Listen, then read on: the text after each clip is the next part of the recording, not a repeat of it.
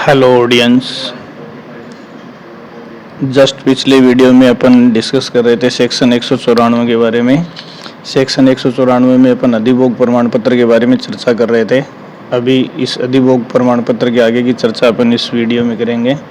तो जिसमें next provision या नेक्स्ट सवाल जो आपको ध्यान में रखना है वो क्या है, यदि कोई व्यक्ति बिना अधिभोग प्रमाण पत्र, देखो यहाँ मैंने आपको नेक्स्ट वीडियो में बताया था कि अधिभोग प्रमाण पत्र निर्माण के बाद अधिभोग प्रमाण पत्र जारी करवा के ही नवनिर्मित भवन का इस्तेमाल किया जा सकता है। और यदि कोई व्यक्ति बिना किसी अधिभोग प्रमाण पत्र के किसी भवन का अधिभोग करता है या किसी दूसरे को ऐसे इस प्रकार निर्मित भवन की बिना अधिभोग प्रमाण पत्र के इस्तेमाल करने की अनुमति देता है और ये बात सिद्ध हो जाती है, तो ये देखो सक्षम न्यायालय द्वारा उसे न्यूनतम 30,000 और अधिकतम 50,000 रुपये के जुर्माने से दंडित किया जा सकेगा। देखो हमने कोई बिल्डिंग बनाई और उसका अधिभोग प्रमाण पत्र यदि हमने नगरपालिका से नहीं लिया है तो ऐसी सिचुएशन में हमारे ऊपर न्यूनतम 30,000 और अधिकतम 50,000 रुपये का जुर्माना अधिरोपित किया जा सकता है पहली बार ये सिद्ध होने पर। और यदि एक बार ये जुर्माना न्यायालय द्वारा कर दिया जाता है और उसके बावजूद भी अपन बिना वो अधिभोग प्रमाण पत्र नगरपालिका से लिए अगर उस भवन का इस्तेमाल जारी रखते हैं, अधिभोग जारी रखते हैं, तो पर डे के हिसाब से 500 रुपये ये फिक्स है। देखो 500 रुपये प्रतिदिन की दर से हमसे जुर्माना वसूला जा सकता है। ठीक है, ये साधारण के मामले में। दूसरी बात देखो, अगर भवन 15 मीटर से अधिक ऊंचाई का है, यदि कोई व्यक्ति 15 मीटर से अधिक ऊंचाई के भवन को निर्मित करने के बाद अधिभोग प्रमाण पत्र हेतु मुख्य नगरपालिका अधिकारी, तो देखो अधिभोग प्रमाण पत्र जारी कौन करेगा? मुख्य नगरपालिका अधिकारी। तो ये ऊपर वाली बात जो है 15 मीटर तक के भवन के लिए है या सभी भवनों के लिए है। और यदि कोई भवन जो है 15 मीटर से अधिक ऊंचाई का है और उसका अधिभोग प्रमाण पत्र हेतु नगरपालिका अधिकारी को आवेदन किए बिना इस प्रकार निर्माण या पुनर्निर्माण करता है, तो पहली बात देखो 15 मीटर से नीचे वाले के लिए तो निर्माण के लिए अधिभोग प्रमाण पत्र के लिए आवेदन की बात जो जुर्माना जो मैंने बता दिया है। दूसरा इसमें देखिए, यदि कोई व्यक्ति 15 मीटर से अधिक ऊंचाई के भवन को निर्मित करने के बाद अधिभोग प्रमाण पत्र हेतु मुख्य नगरपालिका अधिकारी को आवेदन किए बिना किसी प्रकार का निर्माण या पुनर्निर्माण करता है, तो देखिए 15 मीटर से अधिक ऊंचाई वाले भवन को पहले तो अधिभोग प्रमाण पत्र के लिए मुख्य नगरपालिका अधिकारी को आवेदन करना पड़ेगा। और यदि इस प्रकार का आवेदन किए बिना वह निर्माण करता है तो अधिभोग प्रमाण पत्र के लिए पहले आवेदन करना पड़ेगा। उस भवन में किसी प्रकार का कोई सारवान परिवर्तन करता है तो उसमें कोई पुनर्निर्माण या परिवर्तन करता है तो उसके लिए भी आवेदन करना पड़ेगा।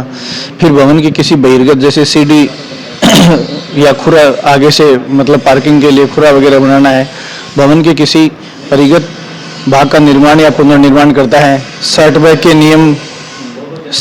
की नियमित लाइन में कोई प्रत्यावर्तन करता है या अपने उस भवन में किसी प्रकार के कुएं या बोरिंग का निर्माण या विस्तार का मतलब और गहरा करता है तथा इनमें से किसी भी कार्य के लिए उसे सक्षम न्यायालय द्वारा सिद्ध दोष किया जाता है तो उसे न्यूनतम, अब देखिए यहाँ ये बात देखिए, यहाँ कारावास, अगर भवन ऊपर वाले में देखना, अगर भवन 15 मीटर से कम हाइट का है तो 30 से 50,000 रुपये तक का जुर्माना, फिर पर डे की पेनल्टी 500 रुपये तक हो सकती है। लेकिन भवन यदि 15 मीटर से अधिक ऊंचा है तो ऐसी सिचुएशन में देखो उसे 3 माह के सादा कारावास से दंडित किया जा सकता है। 15 मीटर से अधिक ऊंचाई वाले के अधिभोग प्रमाण पत्र के लिए यदि अप्लाई नहीं किया है, पुनर्निर्माण के लिए अप्लाई नहीं किया है या कोई सारवान परिवर्तन करना चाहता है और अप्लाई नहीं किया है तो 3 महीने का सादा कारावास दिया जा सकेगा अथवा 20,000 से 50,000 रुपये तक का जुर्माना किया जा सकेगा। देखो वहाँ 30 से 50 है, यहाँ 20,000 से 50,000 रुपये का जुर्माना किया जा सकता है या कारावास और जुर्माना दोनों, मतलब 3 महीने तक का सादावास, 3 महीने तक कम हो सकता है, 3 महीने से ज़्यादा नहीं हो सकता, 3 महीने तक के सादा कारावास से दंडित किया जा सकता है और साथ में 20 से 50,000 रुपये तक के अर्थदंड से भी दंडित किया जा सकता है। ठीक है, यदि कोई व्यक्ति किसी मंजूर की गई योजना के उल्लंघन में या उस पर अधिरोपित शर्तों का अतिक्रमण करते हुए कोई निर्माण कार्य करता है या पुनर्निर्माण करता है या निर्माण कार्य जारी रखता है या भवन या उसके किसी भाग में कोई तात्विक परिवर्तन करता है तथा इनमें से किसी के लिए किसी सक्षम न्यायालय द्वारा इसे दोष सिद्ध किया जाता है। देखिए इधर ये बड़ी बात है कि कोई भी व्यक्ति जो है, जैसे नगरपालिका ने कोई योजना मंजूर कर रखी है और उस योजना की शर्तों का ध्यान रखना, योजना की शर्तों का उल्लंघन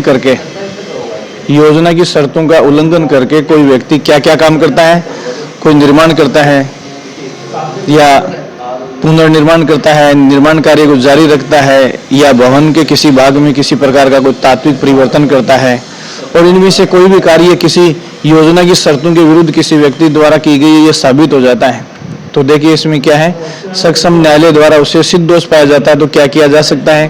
पहला देखो, न्यूनतम 15 दिन तथा अधिकतम 45 दिन का सादा कारावास।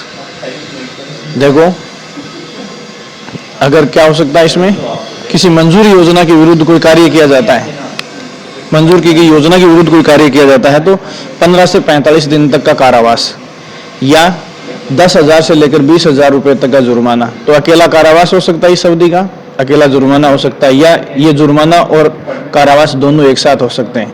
मतलब 15 से 45 दिन का कारावास और 10,000 से 20,000 रुपए तक का जुर्माना, ये दोनों हो सकते हैं। फिर देखिए, यदि कोई व्यक्ति धारा 194(1) के अधीन सह-निर्माण की स्वीकृति हेतु नगर पालिका को आवेदन प्रस्तुत करता है तथा वह धारा 147(7) की शर्तों का उल्लंघन करता है, तो सक्षम न्यायालय द्वारा सिद्ध दोष किए जाने पर, देखो सक्षम न्यायालय द्वारा सिद्ध दोष किए जाने पर क्या करेगा, 15 से 45 दिन तक का कारावास, 10,000 से लेकर 20,000 रुपए तक का जुर्माना, या इन दोनों से दंडित किया जा सकता है।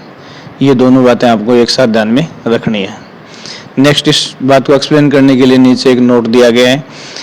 धारा 194 उपधारा 7 की बात अपन यहाँ कर रहे थे। इस संबंध में देखिए, धारा 194 की उपधारा 7 घ परकोटे वाले शहरी क्षेत्र या हेरिटेज क्षेत्र या निर्बंधित क्षेत्र में सह निर्माण को निषेध करता है। ठीक है, तो देखो ये यदि शहरी परकोटे वाले क्षेत्र में या ऐसा क्षेत्र जिसे हेरिटेज डिक्लेयर किया गया है या निर्बंधित क्षेत्र डिक्लेयर कर रखा नगर पालिका में, ऐसे क्षेत्र में यदि कोई व्यक्ति सह निर्माण करता है, ऐसे क्षेत्र में कोई व्यक्ति सह निर्माण करता है तो ये दंड मिल सकता है। 15 से 45 दिन का कारावास हो सकता है, जुर्माना हो सकता है, या ये जुर्माना और दंड दोनों हो सकते हैं। इनमें से कोई सी भी सजा उसे दी जा सकती है। फिर नेक्स्ट देखिए, यदि कोई वास्तुविद या अभियंता का मतलब इंजीनियर द्वारा हस्ताक्षरित या आदि प्रमाणित नक्शा इस अधिनियम के उपबंधों से असंगत है तो नगर पालिका, तो देखो कई बार क्या होता है, कोई इंजीनियर या जो आर्किटेक्ट है, कोई इंजीनियर या आर्किटेक्ट है तो वो कोई ऐसा नक्शा आदि प्रमाणित कर देता है जो नगर पालिका अधिनियम के विरुद्ध है, तो ऐसे अभियंता मतलब इंजीनियर और वास्तुविद के विरुद्ध क्या सजाएं हो सकती हैं। तो इसमें देखो क्या ऐसे, या यूं कह सकते हैं कोई वास्तुविद या कोई अभियंता इस अधिनियम के विरुद्ध यदि कोई प्रमाण पत्र जारी कर देता है हस्ताक्षरित करके, तो उसके लिए क्या सजा है। तो देखो नगर पालिका द्वारा उसे काली सूची में, पहली बात तो उस वास्तुविद या अभियंता या उस इंजीनियर को ब्लैक लिस्टेड किया जाएगा। सबसे पहले नगर पालिका उसे ब्लैक लिस्टेड करेगी तथा उसका रजिस्ट्रेशन रद्द करेगी। ब्लैक लिस्टेड करना और उसका रजिस्ट्रेशन रद्द करना। और यदि ऐसा वास्तुविद या अभियंता किसी सक्षम न्यायालय द्वारा सिद्ध दोष कर दिया जाता है, अगर न्यायालय सिद्ध दोष कर देगा, ये दोनों काम न्यायालय से सिद्ध दोष किए बिना ही यदि अधिनियम के विरुद्ध उसने किसी प्रमाण पत्र को सत्यापित कर दिया, नक्शे को सत्यापित कर दिया, तो ये दो काम तो नगर पालिका करेगी, काली सूची में डालना और उसका रजिस्ट्रेशन रद्द करना। और न्यायालय अगर उसे दोषी पाता है तो उस संबंध में न्यायालय उसे क्या दे सकता है, 1 महीने से लेकर 2 महीने तक का सादा कारावास, न्यूनतम 1 महीने की सजा उस वास्तुविद के लिए और उस इंजीनियर के लिए, और अधिकतम 2 माह के कारावास की सजा हो सकती है, तथा 5,000 से लेकर 10,000 रुपए तक का जुर्माना, मतलब न्यूनतम 5,000 और अधिकतम 10,000 रुपए जुर्माना, कब, जब किसी नक्शे को अधिनियम के विरुद्ध प्रमाणित कर देता है।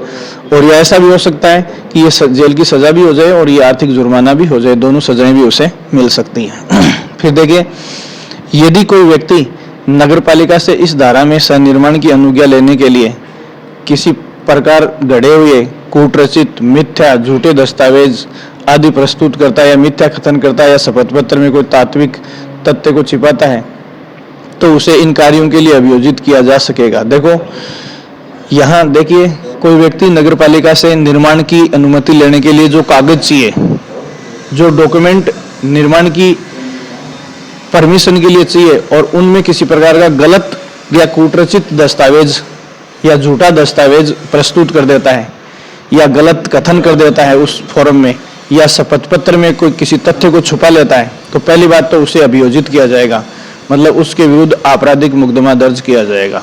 अभियोजित करने का मतलब है नगर पालिका उसे इंडियन पेनल कोड के तहत आपराधिक मुकदमा दर्ज करेगी। ठीक है। तथा ऐसे कार्य में लिप्त व्यक्तियों जो ऐसे कूटरचित दस्तावेजों की रचना करने वाले हैं, जैसे किसी से नक्शा बनाया तो नक्शा वाला भी तो उसमें शामिल होगा, या कोई और डॉक्यूमेंट कहीं से तैयार करवाया जाता है तो उस डॉक्यूमेंट को तैयार करने वाला भी उसमें शामिल होगा। तो देखिए अभियोजित किया जाएगा। तथा ऐसे कार्य में लिप्त व्यक्तियों तथा यदि हो तो नगरपालिका के अधिकारी, उसमें नगरपालिका के अधिकारी भी शामिल हो सकते हैं जो गलत नक्शे वगैरह को फॉर्म के साथ एक्सेप्ट कर लेते हैं। तो इनमें से किसी के द्वारा भी ऐसी गलती की जाती है, कोई भी कूट रचना में अगर किसी का हाथ है, उसमें आवेदक तो है ही है, उसके साथ अन्य लोग भी हो सकते हैं। ठीक है। तो ऐसे पदाधिकारियों के विरुद्ध अविलंब दंडिक कार्यवाही शुरू की जाएगी। तो देखो उस व्यक्ति को तो अभियोजित किया ही जाएगा, उसके अलावा भी ऐसी कूट रचना में जो शामिल पदाधिकारी वगैरह हैं उनके विरुद्ध भी दंडिक कार्यवाही शुरू की जाएगी। और ये दंडिक कार्यवाही शुरू करने का अधिकार किसको है? मुख्य नगरपालिका अधिकारी को है। तो जो कूट रचनाओं के मामले में चाहे वो आवेदक खुद करे चाहे कोई और करे, कूट रचनाओं के मामले में चाहे आवेदक खुद कूट रचनाओं का निर्माण करे या उसकी मदद करने वाला कोई अन्य व्यक्ति हो सकता है, कोई नक्शाकार हो सकता है, कोई नगरपालिका पदाधिकारी हो सकता है, उन सब के विरुद्ध आपराधिक कार्रवाई शुरू करने की जिम्मेदारी किसकी है? मुख्य नगरपालिका अधिकारी की है। फिर देखिए धारा 194(4) के तहत नगरपालिका को मिलने वाले आवेदन पर नगरपालिका का अधिकारी विनिश्चय करने में विफल रहता है। तो ये देखो यहाँ इस तो को आप काटेंगे यहाँ से, देखो धारा 194(4) के तहत नगरपालिका को मिलने वाले आवेदन पर नगरपालिका अधिकारी विनिश्चय करने में यदि विफल रहता है तो ऐसी उपेक्षा करने वाले व्यक्ति या अधिकारी को सक्षम न्यायालय द्वारा दोष सिद्ध किया जाता है। मतलब नगरपालिका को कोई आवेदन मिलता है 194(4) में, तो उसके संबंध में सिद्ध दोष पाए जाने पर उसे 1 माह से 2 माह तक की सजा हो सकती है, न्यूनतम 1 महीने की और अधिकतम 2 महीने की कैसी सादा कारावास होगी। देखो इस पूरे अधिनियम में कारावास जो है वो जहाँ सादा लिखा हुआ वहाँ साधारण कारावास होगी और केवल कारावास लिखा हुआ साधारण या कठोर कारावास कोई सा भी हो सकता है। तो यहाँ कैसा कारावास है? सादा कारावास है। 5,000 से 10,000 रुपये तक का जुर्माना या ये दोनों सजाएं उसको दी जा सकती हैं। ठीक है। फिर देखिए यदि नगरपालिका के किसी कर्मचारी को किसी क्षेत्र विशेष में कर्तव्यों को पूरा करने का दायित्व दिया गया है, देखो नगरपालिका के किसी कर्मचारी को किसी क्षेत्र विशेष के कर्तव्यों को पूरा करने का जिम्मा दिया गया है, जिम्मेदारी दी गई है, तो वह धारा 194 के उल्लंघन में किए जा रहे कार्यों की रिपोर्ट अविलंब रूप से तैयार करेगा और उसे रजिस्टर में दर्ज करेगा। वह प्राधिकृत निर्माण को, देखो धारा 194 के उल्लंघन में मतलब धारा 100 जो निर्माण की अनुमति से संबंधित शर्तें हैं उनके विरुद्ध जाकर कोई व्यक्ति निर्माण आदि का कार्य कर रहा है तो वो क्या करेगा? उस अपराधिकृत निर्माण को रोकने की पहले तो उस मामले की रिपोर्ट रजिस्टर में दर्ज करेगा और उसके बाद अपराधिकृत निर्माण को रोकने हेतु आवश्यक कार्यवाही करेगा। वो तो विशेष कार्य जिसको दिया गया है वो उस कार्य को पूरा करेगा। नगरपालिका कोई भी अधिकारी है, यदि ये साबित हो जाता है कि किसी ऐसे कर्मचारी ने अपराधिकृत निर्माण को रोकने या रिपोर्ट करने में जानबूझकर कोई उपेक्षा की है तो उसे धारा 245(8) के उपबंधों के तहत दंडित किया जा सकेगा। ठीक है। तो जो व्यक्ति किसी विशेष कार्य को रजिस्टर में दर्ज करने और अवैध कार्य को निर्माण कार्य को रुकवाने के लिए जिम्मेदार है उसके विरुद्ध धारा 245(8) के तहत कार्रवाई की जा सकती है। देखो नगरपालिका निम्न कार्यों को रोकने के लिए सशक्त हो गई। तो नगरपालिका कौन कौन से निर्माण कार्यों को या कार्यों को रुका सकती है? पहला, अनुज्ञा के बिना शुरू किए गए कार्य। अनुज्ञा का मतलब अनुमति। जिन कार्यों के लिए नगरपालिका की अनुमति आवश्यक है, अनुज्ञा आवश्यक है और वो ऐसी अनुमति नहीं ली गई है तो इस प्रकार शुरू किए गए कार्यों को रुकवाने का अधिकार नगरपालिका को है। फिर मंजूर किए गए नक्शों का अतिक्रमण करके किए गए कार्य। तो जैसे नगरपालिका को निर्माण के लिए नक्शा अलग दिया है और वास्तव में निर्माता जो है वो अलग नक्शे से निर्माण कर रहा है तो ऐसे कार्य को भी नगरपालिका रुकवा सकती है। फिर आवेदन प्रस्तुत किए बिना किए जाने वाले कार्य। तो बिना आवेदन प्रस्तुत किए जो कार्य कोई व्यक्ति कर रहा है तो उनको भी नगरपालिका रुकवा सकती है। फिर आगे देखिए इसमें यदि कोई व्यक्ति बिना अनुज्ञा के निर्माण करता है, यदि कोई व्यक्ति बिना अनुज्ञा के निर्माण करता है या तो बिना अनुमति के निर्माण करता है या फिर अनुमति ली है लेकिन अनुमति की शर्तों का उल्लंघन करके निर्माण करता है या गलत दस्तावेज या कपट के आधार पर अनुमति हासिल कर लेता है तो नगरपालिका निम्न में से कोई कदम उठाएगी। देखो किस किस मामले में? या तो बिना अनुमति के कार्य कर रहा है या अनुमति ली है लेकिन अनुमति की शर्तों का उल्लंघन कर रहा है या अनुमति ली है तो वो अनुमति गलत या कूट दस्तावेज प्रस्तुत करके ली है। तो इन तीनों ही मामलों में नगरपालिका क्या क्या काम कर सकती है? तो अगर ये तीनों कार्य कोई व्यक्ति करता है अनुज्ञा के संबंध में, तो उस व्यक्ति के विरुद्ध नगर पालिका को क्या कदम उठाने की शक्ति है? तो पहला है व्यक्तिकर्मी को अभियोजित करना। जो आदमी ऐसी गलती कर रहा है, अभियोजित करने का मतलब है उसके ऊपर मुकदमा लगाएगी। तथा नंबर 2, ऐसे संपूर्ण निर्माण या उसके किसी भाग को तोड़ेगी। तो देखो, बिना अनुमति के निर्माण किया है उसको भी तोड़ सकेगी, अनुमति की शर्तों का उल्लंघन करके निर्माण किया उसको भी तोड़ सकेगी, और यदि अनुमति कपटपूर्ण ली है तो ऐसे निर्माण को भी नगरपालिका तोड़ सकेगी। फिर देखिए सेक्शन अनुच्छेद धारा 194 की उपधारा 11 में क्या है? देखो, कोई भी नगरपालिका किसी भी शर्त पर शुष्क तहारतों, ड्राई लेट्रिन्स, जैसे जो टॉयलेट होते हैं जिनमें पानी की व्यवस्था नहीं है, बिना पानी के गटर, देखो तहारत किसको कहते हैं? लेट्रिन को कहते हैं। तो देखो, कोई भी नगरपालिका किसी भी शर्त पर शुष्क तहारतों या बिना पानी के गटर के निर्माण की अनुमति नहीं देगी। तो ऐसे गटरों के निर्माण की अनुमति नगरपालिका नहीं देगी जिनमें पानी की व्यवस्था नहीं है। और यदि कोई व्यक्ति ऐसे शुष्क तहारत का निर्माण कर भी लेता है तो नगरपालिका उसे तुरंत तोड़ेगी।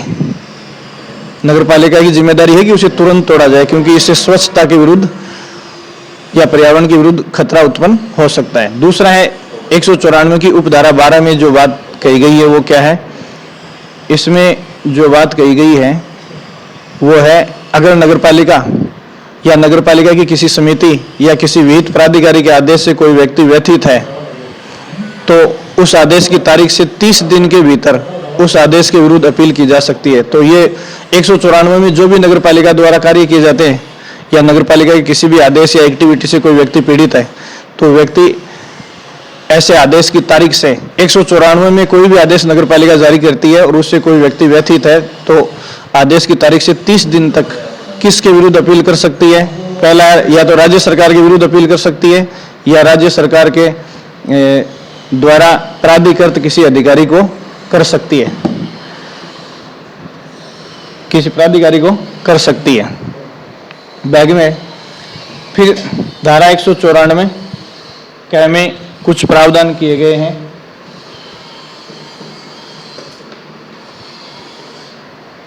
एक 194 कै में कै को जो प्रभाव दिया गया है, अभी जो अपन जो बात देखेंगे वो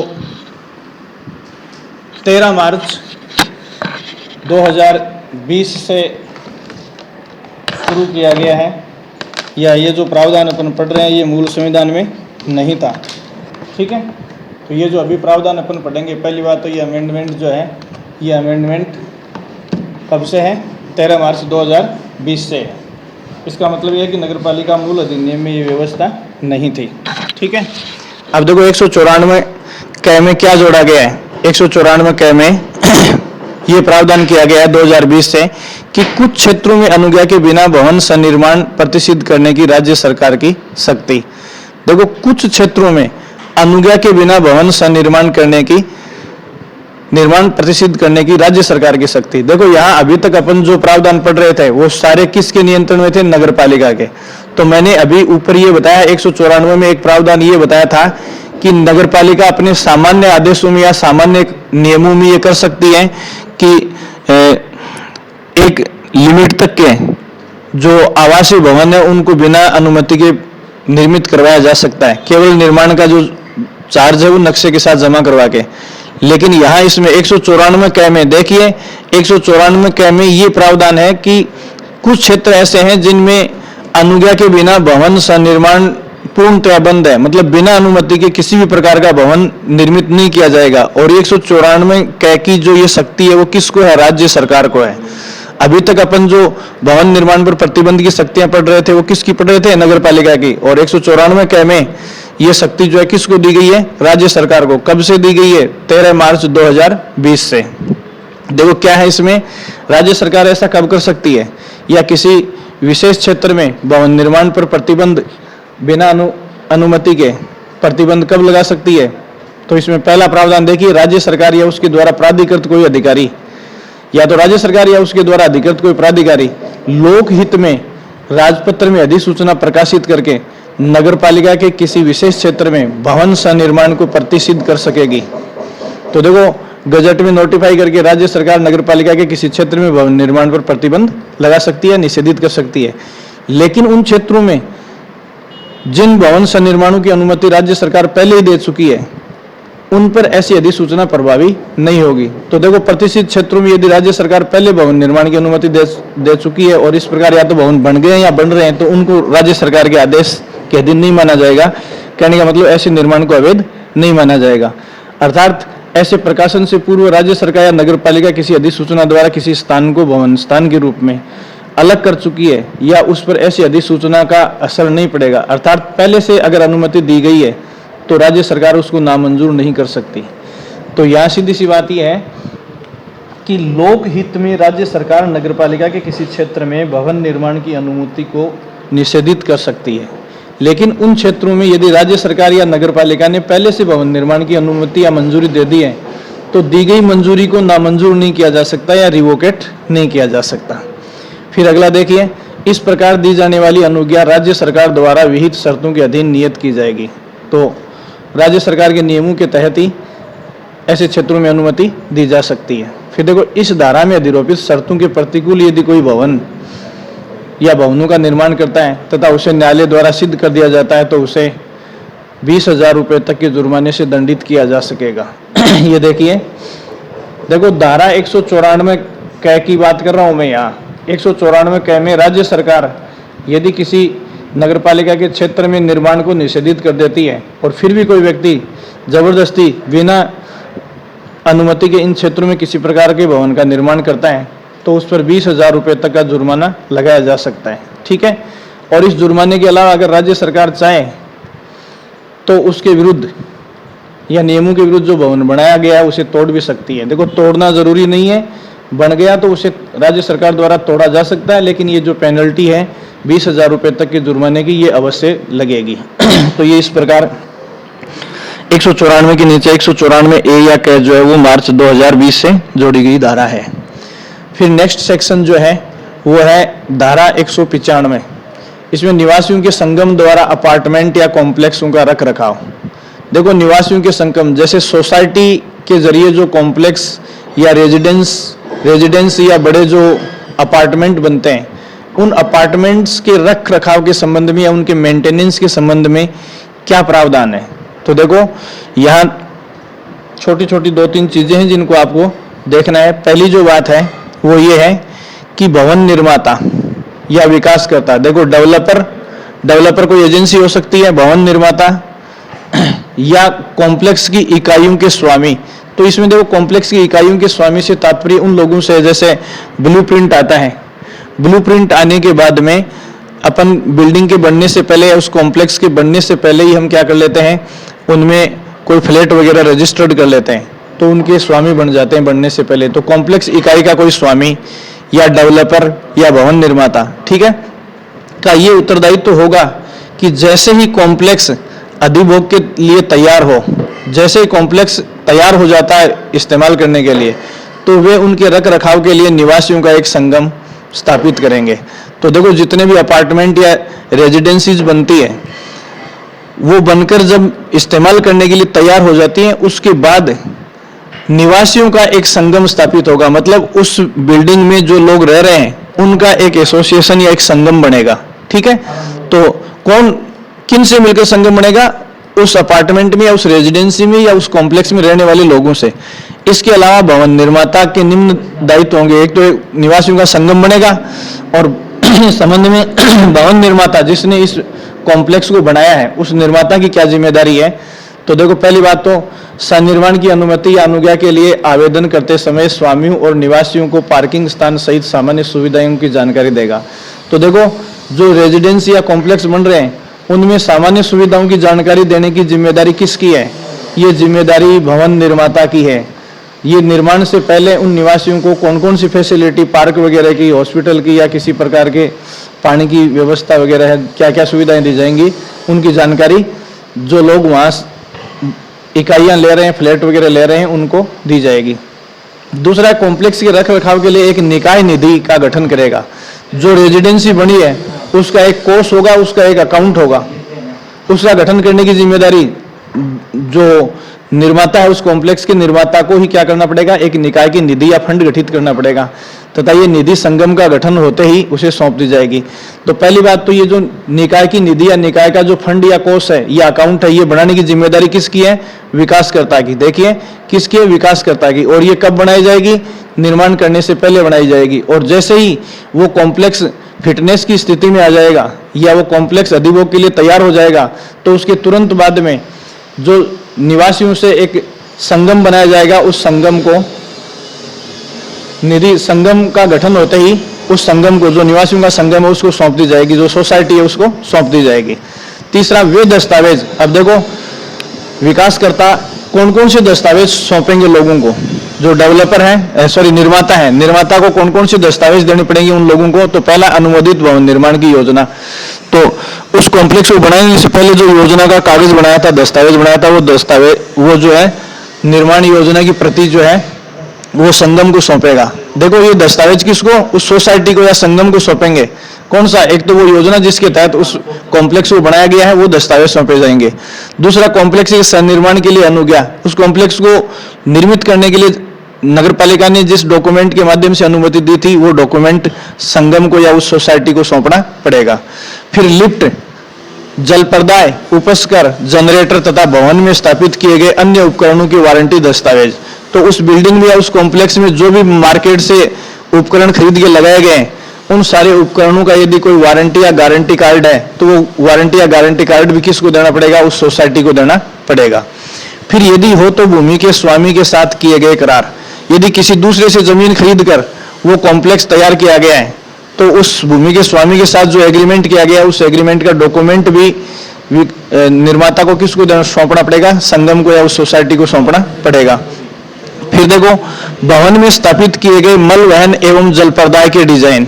भवन में स्थापित किए गए मल वहन एवं जल प्रदाय के डिजाइन, तो जो सीवेज वगैरह या पानी की लाइनों वगैरह के जो डिजाइन उस मैप में दिखाए गए हैं, वो डिजाइन जो है वो संगम को सौंपने पड़ेंगे, ताकि इन फ्यूचर भविष्य में इन स्थापित मल वहन और जल प्रदाय की पाइपों में कोई दिक्कत आ जाए तो पता होगा कि कहाँ वाल लगा हुआ है, कहाँ पाइप है। ये सारी चीजें डिजाइन जो है सौंपनी पड़ेगी।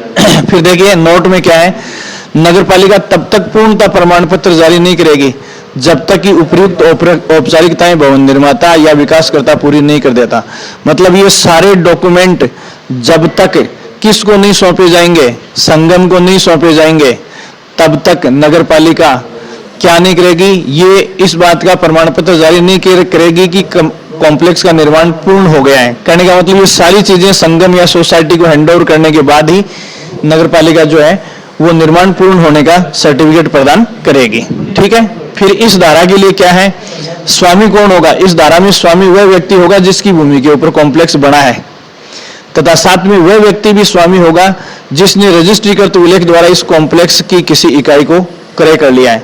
तो देखो, जिसकी भूमि पर कॉम्प्लेक्स खड़ा हुआ है वह भी स्वामी है, और उस कॉम्प्लेक्स में किसी ने कोई फ्लैट या कोई इकाई खरीदी है वो भी क्या है? स्वामी है। तो दोनों स्वामी में है, जिसकी भूमि है वो भी स्वामी है और जिसने फ्लैट या इकाई खरीदी है वो भी स्वामी है।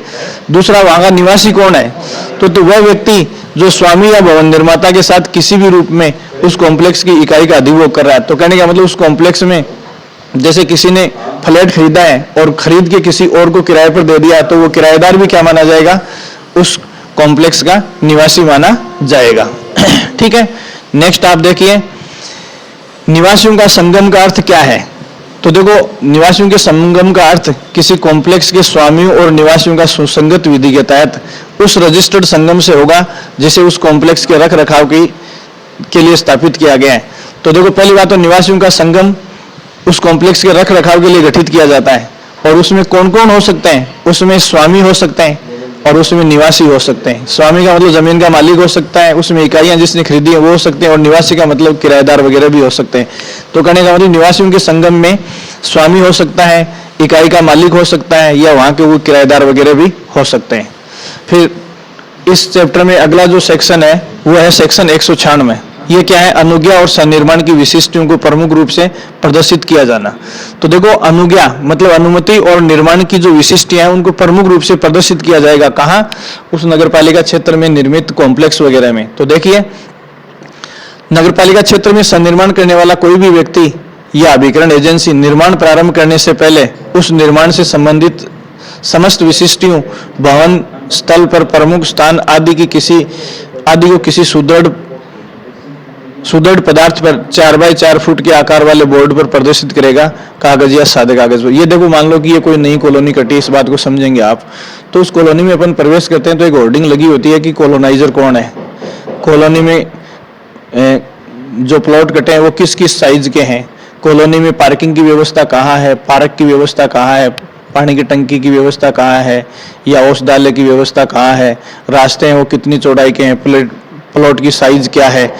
ये सारी चीजें जो है वो मिनिमम 4x4 फुट के हार्ड बोर्ड के ऊपर अंकित की जाएंगी। और इस बोर्ड के ऊपर सादा कागज या सादा बोर्ड नहीं होगा, ये आकार का जो सुदृढ़ हार्ड बोर्ड होगा जिसके ऊपर क्या क्या अंकित किया जाएगा। देखो, सनिर्माण करने वाले व्यक्ति या अभिकरण का, यदि कोई व्यक्ति उस निर्माण को कर रहा है, जैसे बिल्डिंग कॉम्प्लेक्स के सामने ये लगाया जाएगा, कॉम्प्लेक्स बनाया, तो पहली बात तो उसका निर्माण करने वाले का, और यदि किसी एजेंसी ने निर्माण किया है तो उस एजेंसी का नाम, पता, सब टेलीफोन नंबर सहित होगा। दूसरा, स्वामी का नाम होगा, पता होगा, टेलीफोन नंबर होगा। फिर नगर पालिका प्राधिकारी या नगर सुधार न्यास, मतलब वो किससे अनुमत है, नगर पालिका से, बोर्ड से है, नगर परिषद से अनुमत है, यूआईटी से है, जेडीए से है, या किसकी अनुमति से उसको प्राधिकृत किया गया, तो उसके ऑफिस का रजिस्ट्रेशन नंबर, मतलब इस संख्यांक से इस डेवलपमेंट को या इस निर्माण को अनुमति दी गई है, वो सर्टिफिकेट भी, उस सर्टिफिकेट का नंबर भी इस पर दर्शाया जाएगा। फिर सनिर्माण की जानकारी में प्रस्तावित उपयोग, देखो, सनिर्माण की जानकारी में प्रस्तावित उपयोग मतलब वो निर्माण कार्य जो किया गया वो किस पर्पज से है, रेजिडेंस के लिए है या कॉमर्शियल पर्पज से। अगर नीचे दुकानें वगैरह हैं तो उनको अधिसूचित किया जाएगा, कोई मार्ट या मार्केट है तो उसको भी उस बोर्ड के ऊपर दिखाया जाएगा। तल मतलब कितनी मंजिल है, उसमें मंजिलों की संख्या डिसाइड की जाएगी, इकाइयों की संख्या, कितने फ्लैट, कितनी दुकानें, ये सब संख्या डिसाइड की जाएगी। सनिर्माण का वर्ग फुट में प्रस्तावित क्षेत्र, तो जो निर्माण कार्य है उस मैप के अंदर जो उस हार्ड बोर्ड के ऊपर प्रदर्शित किया जाएगा वो वर्ग फुट में होगा एरिया। किसमें? वर्ग फुट में। जो जैसे दुकान कितने वर्ग फुट की है, फ्लैट में कितने वर्ग फुट एरिया, ये सब वर्ग फुट में डिसाइड किया जाएगा। तथा सार्वजनिक पार्किंग इकाइयों की संख्या, तो कितने पार्किंग इकाइयां हैं या पार्किंग की कैपेसिटी क्या है, ये भी उसमें शो की जाएगी। फिर आखिरी, सनिर्माण प्रारंभ करने और समाप्त करने की तारीख, किस तिथि से वो कंस्ट्रक्शन शुरू हुआ था और किस तिथि को वो कंस्ट्रक्शन पूरा हुआ, ये भी उस भवन के सामने लगाना पड़ेगा।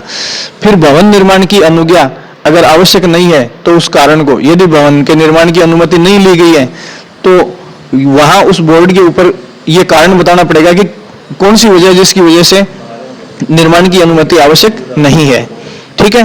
और यदि इस धारा 196 में जो चीजें बताई है, कोई व्यक्ति बोर्ड नहीं लगाता, ये देखना, सनिर्माण की विशिष्टों को इस प्रकार से, अगर किसी निर्माण स्थल के आगे, किसी कॉम्प्लेक्स वगैरह के आगे इस प्रकार की जानकारी होर्डिंग पर नहीं लगाई जाती है तो ऐसे व्यक्ति को 50,000 रुपए तक का जुर्माना लगाया जा सकता है। ठीक है।